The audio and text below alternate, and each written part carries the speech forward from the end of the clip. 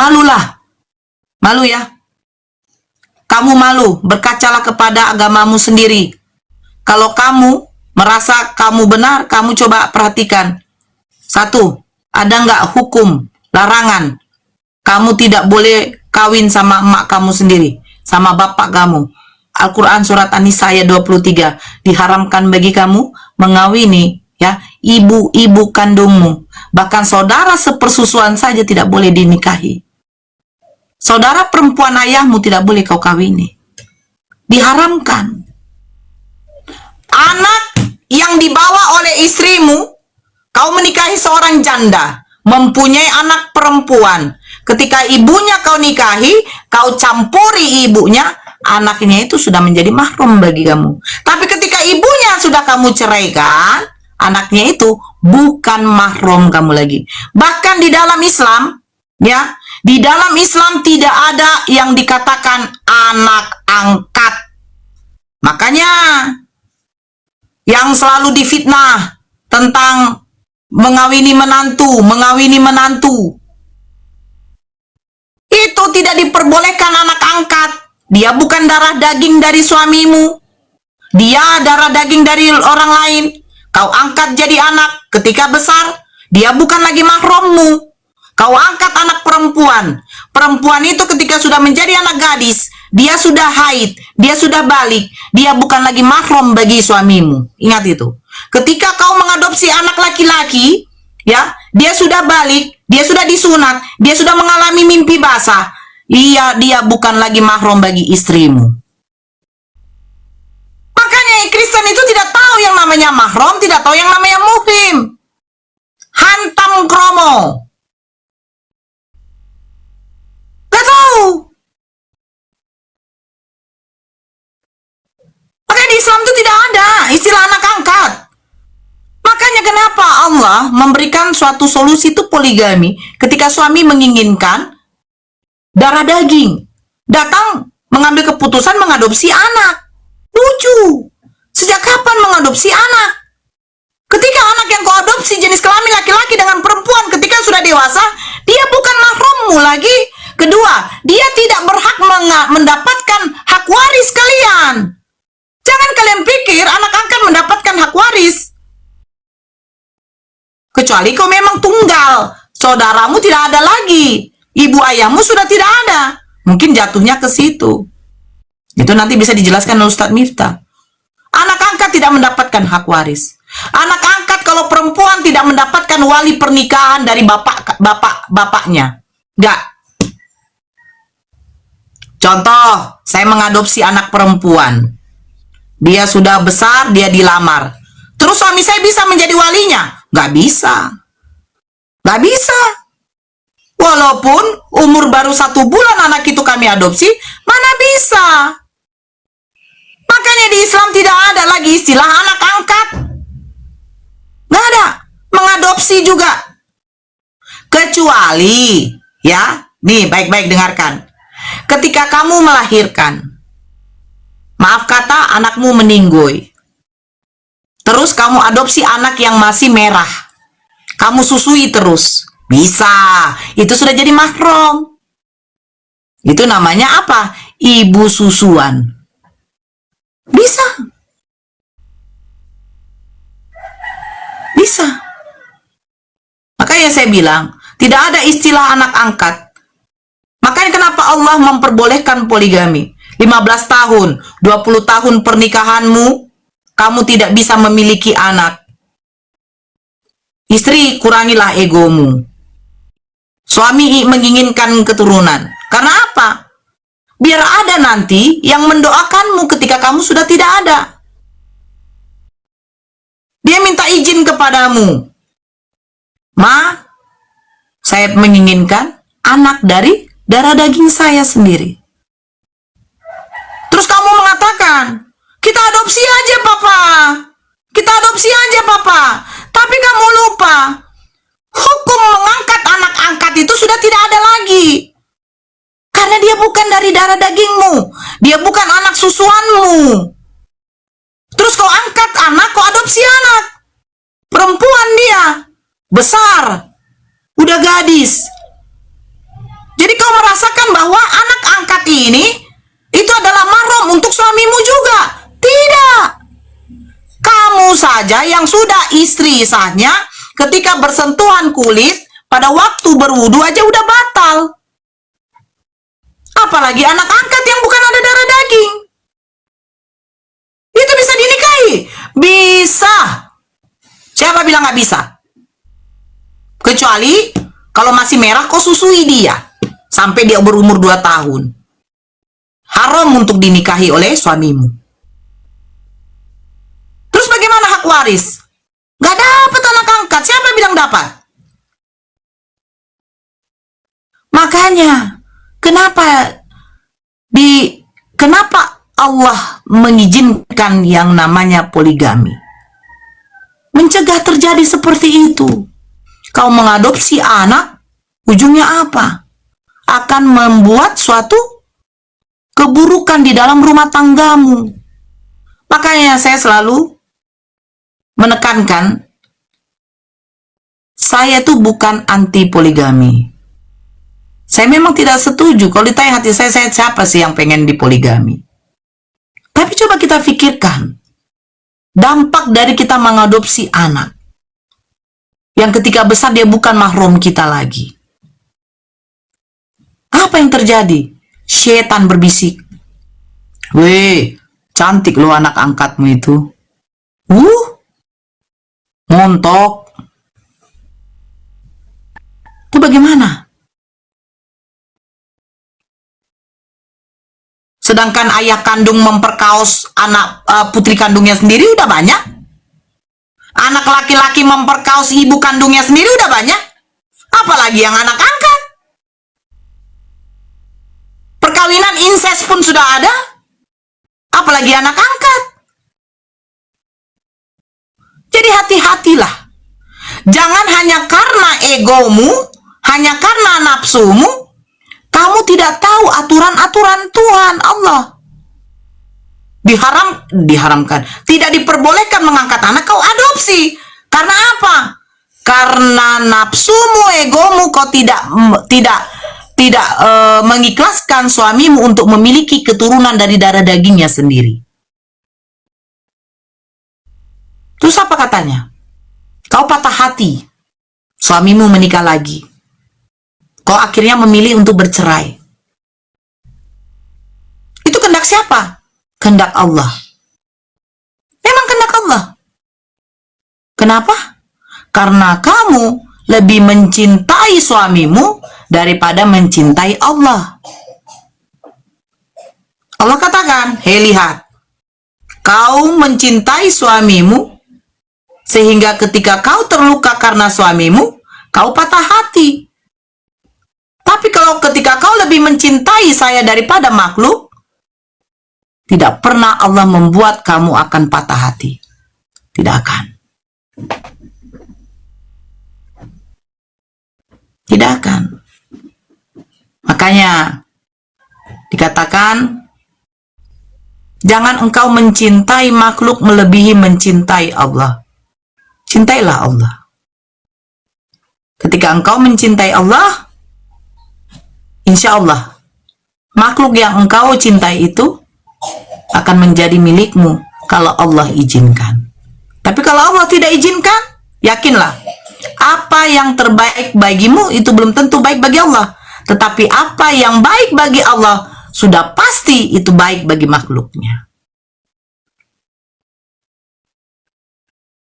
Nah, jadi bersyukurlah kita memiliki keimanan beragama Islam. Minta kepada Allah, matikanlah aku ya Allah dalam keadaan la ilaha illallah. Sebab apa? Kita tidak tahu di pertengahan jalan Allah menguji keimanan kita. Akhirnya kita menjadi apa? Seorang yang munafik, seorang yang kafir. Hati-hati. Merujuk kekafiran itu ada beberapa cara. Salah satunya dengan lisan kita. Selalu lafazkan la ilaha illallah, la ilaha illallah. Selalu lafazkan. Minta kepada Allah ketika Allah mencabut nyawa kita. Kita masih melafazkan la ilaha illallah.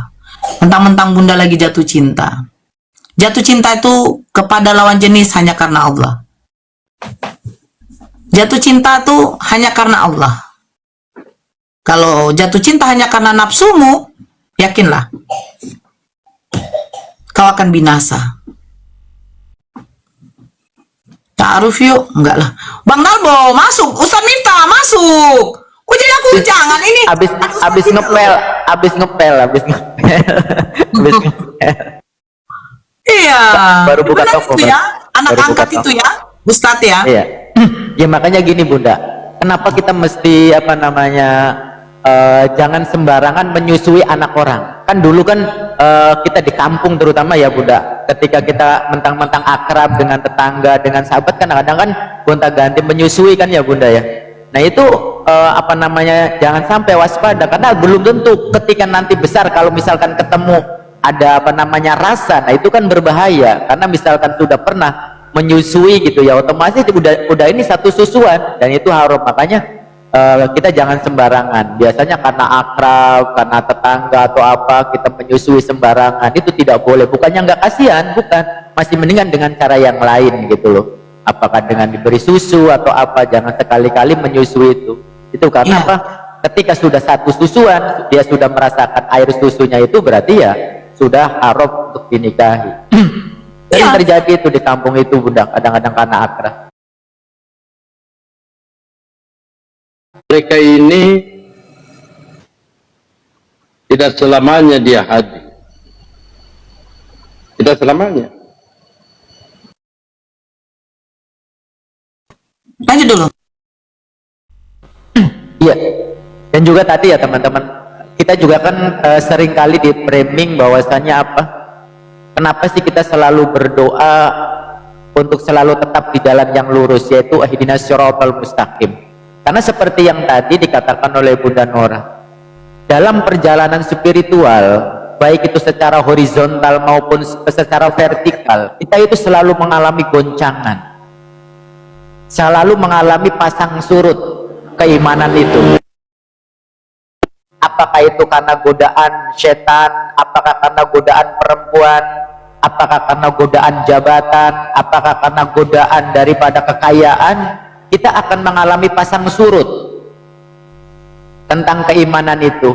Maka kenapa kita selalu berdoa ihdinas siratal mustaqim, tunjukkanlah kami jalan yang lurus, supaya apa? Allah Subhanahu wa taala tetap mengistiqomahkan kita, tetap meneguhkan kita dalam kondisi apapun, baik itu miskin maupun kaya, susah maupun senang, sempit maupun lapang, berharta maupun tidak, berjabat berjabat ataupun di PHK, semuanya dalam kondisi itu kita selalu berdoa supaya kita tetap memegang iman dan Islam. Ihdinas siratal mustaqim.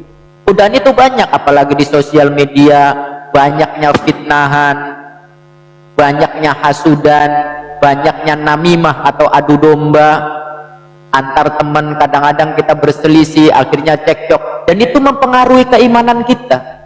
Maka dari itu kita selalu berdoa ihdinas siratal mustaqim. Mudah-mudahan keimanan kita, keislaman kita itu tetap tegak lurus di jalan Allah Subhanahu wa taala. Mana sih jalan yang lurus tersebut?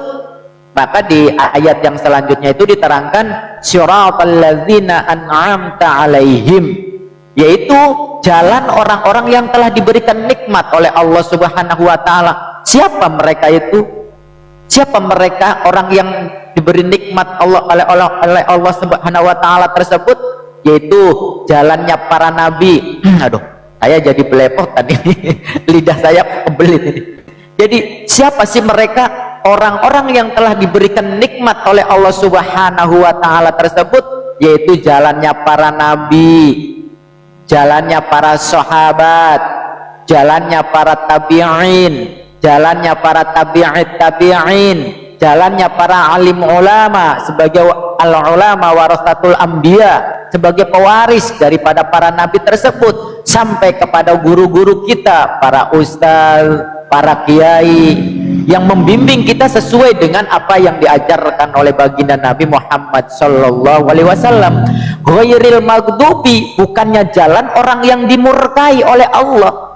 Siapa orang-orang yang dimurkai oleh Allah? Di dalam tafsir tersebut, tafsir Jalalain, tafsir Munir mengatakan yang dimaksud daripada ghairil maghdubi adalah mereka orang-orang Yahudi, orang-orang yang di luaran Islam, di mana mereka itu tidak akan pernah ridho kepada kita sampai kita itu mengikuti agama mereka, mengikuti ajaran mereka. Kemudian juga ghairil maghdubi alaihim waladhdallin, dan juga jalan orang-orang yang sesat dan menyesatkan. Siapa mereka? Orang-orang Nasrani dan juga yang di luaran sana, yaitu para ahli tank.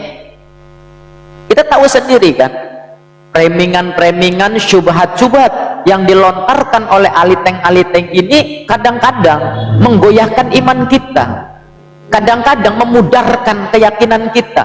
Maka dari itu kita selalu berdoa, ihdinas syiratal mustaqim. Mudah-mudahan Allah subhanahu wa ta'ala selalu menjaga keimanan dan keislaman kita, teman-teman.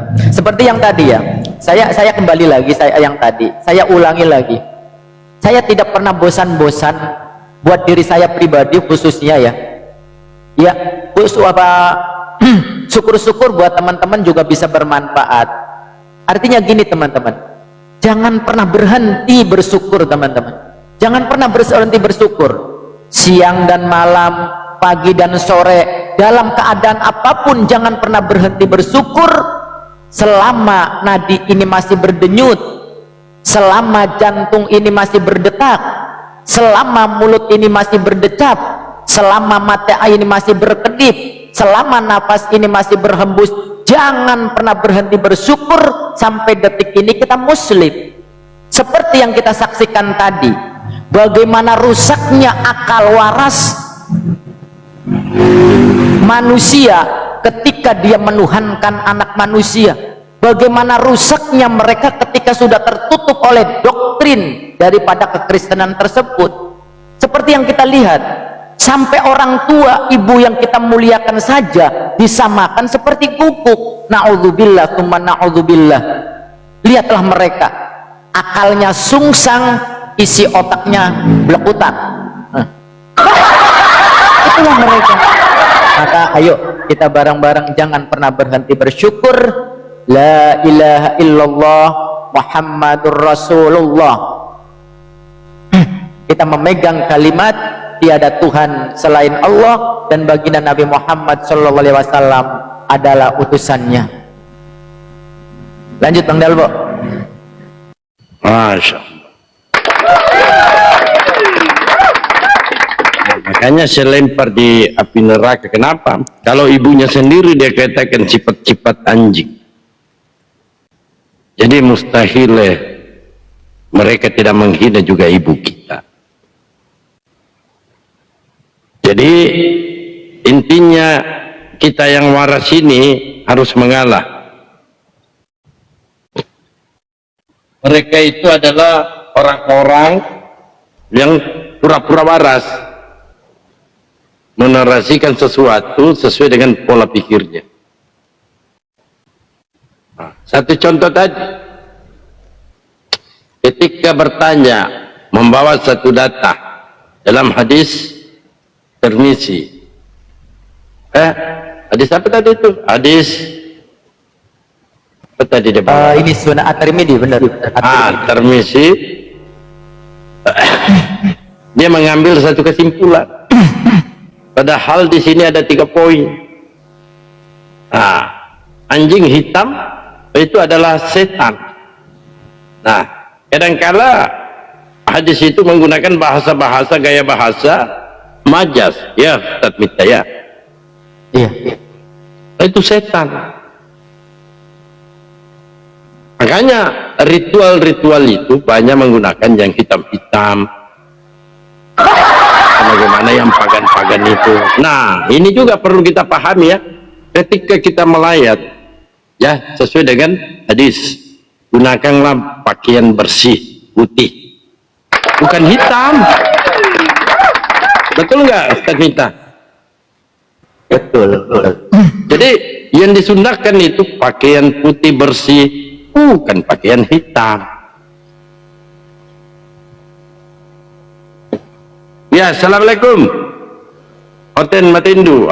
Waalaikumsalam warahmatullahi wabarakatuh. Assalamualaikum warahmatullahi wabarakatuh. Abandaku, tahmita semuanya. Waalaikumsalam warahmatullahi wabarakatuh. Namanya Oten Matindu soalnya. Silakan Oten Matindu. Lanjut. Nah, Ustaz minta abangda saya nih yang sedikit memberikan wejangannya supaya saya sendiri sebagai pribadi bisa teredukasi dan kemudian untuk saudara-saudara kita dibawa. Silakan Ustazku yang kami hormati. Ya, diperjelas lagi itu Ustaz. Ya silakan buka mute, mute. Lah, ini ada Oten saya di mute. Sentimen banget saya di mute dari tadi ngomong. Wah, bahaya ini. Ini ya teman-teman. Jadi kesimpulannya, dalam hadis ini sedang menceritakan bagaimana kita sholat gitu ya, yang membatalkan sholat. Di antara sekian banyak yang membatalkan sholat gitu loh. Bukan hanya ini, bukan banyak yang membatalkan sholat itu. Cuman di antara ini waktu dulu kan zamannya peperangan, ini hadis ada yang namanya asbabul wurud teman-teman. Jadi kalau orang dulu, orang Arab itu kan seneng yang namanya musafir gitu, yang melakukan perdagangan, artinya musafir ke tempat yang ini jauh, ya kan. Nah, di sini disebutkan bahwasanya apa? Qala Rasulullah Shallallahu Alaihi Wasallam. Nah, ini poinnya di sini. Idza shallar rajul wa laisa baina yadayhi ka akhiratir rahli au kawasitatir rahli qata'a sholatuhu. Apabila, nah di sini bisa apabila, jika boleh, andai kata boleh, umpama juga boleh. Ini idza, ini maknanya bisa umpama, bisa misalnya, bisa andai kata, bisa jika, jikalau. Jika seorang laki-laki sholat nih, jika seorang laki-laki sholat, nah kemudian tidak ada penghalang ketika kita sholat nih, kan menghadap kiblat ya, kemudian tidak ada penghalang, walaisa, tidak ada penghalang sama sekali. Walaisa ini makna laisa ini tidak ada sama sekali ya, makna laisa ini tidak ada sama sekali penghalang. Bayna yadaihi, jadi dia tidak ada penghalang sama sekali. Kemudian diantaranya tersebut ke akhiratir rahli dengan hewan tunggangan au kawasitotir rahli totoa, maka sholatnya itu batal jika tidak ada penghalang itu. Nah contoh misalkan di sini disebutkan al kalbul aswad, salah satunya ketika tidak ada penghalang kemudian lewatlah yang namanya kalbul aswad. Ini adalah anjing yang berkulit hitam, aswad hitam, kalbu itu anjing. Kemudian wal mar'ah, kemudian juga wanita, wal himar, kemudian juga keledai. Nah maka di sini seumpama ya tidak. Contoh misalkan kita tadi simple, ketika saya datang ke pasar, kan ada di pasar juga kan anjing, ada guguk kan di pasar juga. Apakah saya sama dengan guguk? Kan tidak. Ini sedang menjelaskan di antara yang membatalkan sholat ketika kita sholat tidak ada penghalang, kemudian lewat yang namanya guguk hitam, kemudian juga ada wanita, walahimar, dan juga keledai, maka batal sholatnya. Namun tentang al-kalbu ini tidak ada yang meragukan teman-teman. Ketika masalah al-kalbul aswad, guguk yang hitam ini semua sepakat nih, tidak ada yang meragukan. Tetapi kalau untuk wanita ini ada pengecualian, ada, yaitu riwayat yang lain tersebut, pendapat daripada Abu Dzar itu bahwasanya apa? Termasuk juga Imam Ahmad itu berpendapat kalau perempuan tergantung, itu nanti ada penjelasannya di dalam fikih itu, tergantung. Tapi kalau misalkan perempuannya perempuan telanjang misalkan ya tentu. Tetapi ketika perempuan tersebut, maka di dalam hukum fikih itu tidak bisa dipukul rata teman-teman. Di dalam hukum fikih itu tidak bisa dipukul rata, tergantung situasi dan kondisi gitu loh. Termasuk juga maka di sini kalau masalah perempuan masih ada yang tidak masih ragu gitu, tergantung daripada kondisi perempuan. Wal mar'ah syai'un qala Ishaqul yaqta'uha syai'un illal kalbul aswad. Jadi Kalau apa namanya ini binatang apa namanya guguk yang warna hitam itu udah pasti membatalkan. Sedangkan kalau perempuan ada ulama imam yang masih meragukan, artinya tergantung daripada ininya perempuannya gitu loh, baik itu dalam kondisi seperti apa gitu. Nah kalau misalkan rapi terus jauh ya, jauh dari misalkan kita bersujud itu ya, ada yang berpendapat itu tidak membatalkan kalau misalkan jauh, atau misalkan dalam apa namanya 2 meter atau 3 meter gitu, nah itu boleh. Nah tapi kalau misalkan ini anjing, ini apa namanya semua sepakat itu membatalkan, karena diumpamakan bahwasanya apa, yang namanya anjing ini al-kalbul aswad syaiton. Karena yang namanya anjing hitam ini diumpamakan seperti oleh baginda Nabi itu memang syaiton gitu. Itu teman-teman. Jadi bukan berarti ya kadang-kadang memang oten ini bahasa Indonesia saja ini ya Bang Dalbo ya. Ya contoh saja misalkan nih, saya apa namanya pergi ke sekolah, kan ada juga kan apa hayawan yang lewat kan gitu ya. Apakah hayawan itu sama seperti saya? Kan enggak kan Bang Dalbo. Ini emang betul. oten ini perusak bahasa memang ya, mereka itu perusak bahasa, mereka itu perusak peradaban gitu loh. Bahasa Indonesia yang sederhana seperti itu aja, bahkan di dalam kajian teman-teman di sini menggunakannya wawu gitu loh. Ini wawunya saja ini berpengaruh. Kalau di dalam kajian nahwu sorok artinya tidak berbarengan, makanya di sini saya kasih tahu ini sedikit kajian ya, mohon maaf. Berbeda di sini kan ada kalimat dan kata sambung ya, kalau dalam kajian ilmu nahwu sorf itu namanya huruf atof, memakainya pakai wawu. Ini ketika menggunakan wawu enggak apa namanya tidak mesti berbarengan. Contoh, saya pergi ke pasar, saya dan Bang Dalbo dan juga Bang Oten pergi ke pasar, ketika menggunakan kata dan apakah ke pasarnya itu harus bersamaan Bang Dalbo? Enggak. Nah berbeda kalau kata sambungnya yang lain, misalkan tuma kemudian atau fa maka. Contoh misalkan maka berurutan, contoh saya pergi ke pasar maka Bang Dalbo juga pergi ke pasar, maka Bang Oten juga pergi ke pasar, maka itu berurutan. Kemudian kata sambung tuma kemudian saya pergi ke pasar, kemudian Bang Dalbo, kemudian Bang Oten, nah itu berurutan. Berbeda dengan kata wawu dan ini, tidak mesti saya datang ke pasar, Bang Dalbo juga datang ke pasar, Bang Oten juga datang ke pasar, sama-sama datang ke pasar, tetapi waktunya belum tentu sama. Bisa juga saya datangnya pagi, Bang Dalbo sore atau besoknya datang. Nah itulah di dalam kaidah bahasa Arab itu. Jadi huruf wawonya saja mempengaruhi makna. Itu teman-teman. Cuman ya Oten boro-boro ke situ kan, bahasa Indonesia yang segitu simpelnya saja tidak bisa membedakan gitu loh, tidak bisa membedakan. Itu saja Bang Dalwo. Nah, sudah jelas ya. Fitnahannya tadi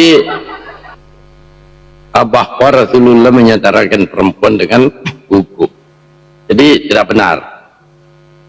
Artinya mereka aja yang tidak paham bahasa Indonesia, atau bisa kita kategorikan mereka ini pura-pura waras. Tapi kita harus maklumi kenapa mereka itu oten. Ratusan data menyatakan dirinya Yesus ini utusan, malah dituhankan.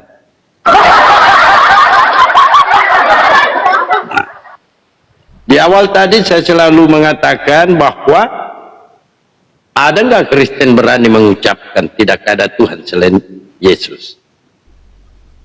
Sampai sekarang tidak ada. Adapun satu ekor namanya Aldi, tetapi dia tidak percaya Bible. Lalu dipaksakan kita ini percaya dengan ucapannya. Nah, kami kan menggunakan akal. Kalau Anda menggunakan akal, bagaimana mungkin Anda mentuhankan manusia, Dinda?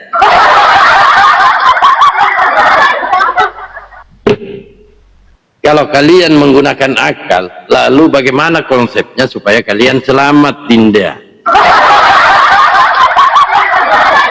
Yesus ketika ibadah, ya, ibadah berdoa kepada Tuhannya, dia sujud, masuk di sinagoge. kalian loncat-loncat itu pun masuk di gereja, Dinda. Jadi jauh berbeda ya. Lalu mereka menggunakan data. Yesus ini jalan kebenaran, benar, Dinda. Tapi apakah Oten jalan kebenaran juga? Tidak, Dinda. Makanya satu judul perikop di dalam Bible mereka, Kristen, kemerdekaan Kristen. Apa perjuangan mereka sehingga mereka merdeka? Ternyata kemerdekaan mereka itu berhasil menghancurkan ajaran Yesus, Dinda. Makanya di dalam Galatia 5 nomor 1, jangankan ajaran Yesus dihancurkan, Dinda, mengubah-ubah firman Yahweh, Dinda. Karena kata Yahweh bukan cakwe ya, Yahweh. Mereka kan pakai Yahweh atau WKWK.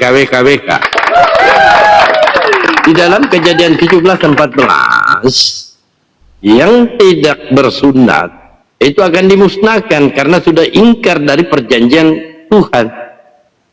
Dimusnahkan. Tapi apa kata Kanda Paulus dalam Galatia 5 nomor 1 dan seterusnya dengan judul perikop kemerdekaan Kristen. Nah, orang yang menyunatkan dirinya, Kristus sama sekali tidak berguna bagimu, Dinda. Sedangkan yang menarasikan seperti itu orang yang bersunat, Dinda. Paulus, Yesus bersunat. Kalau Yesus, kalian menyunatkan diri tidak berguna untuk Kristus, lalu bagaimana nasibnya Kanda Paulus, Dinda? Nah, Paulus sunat.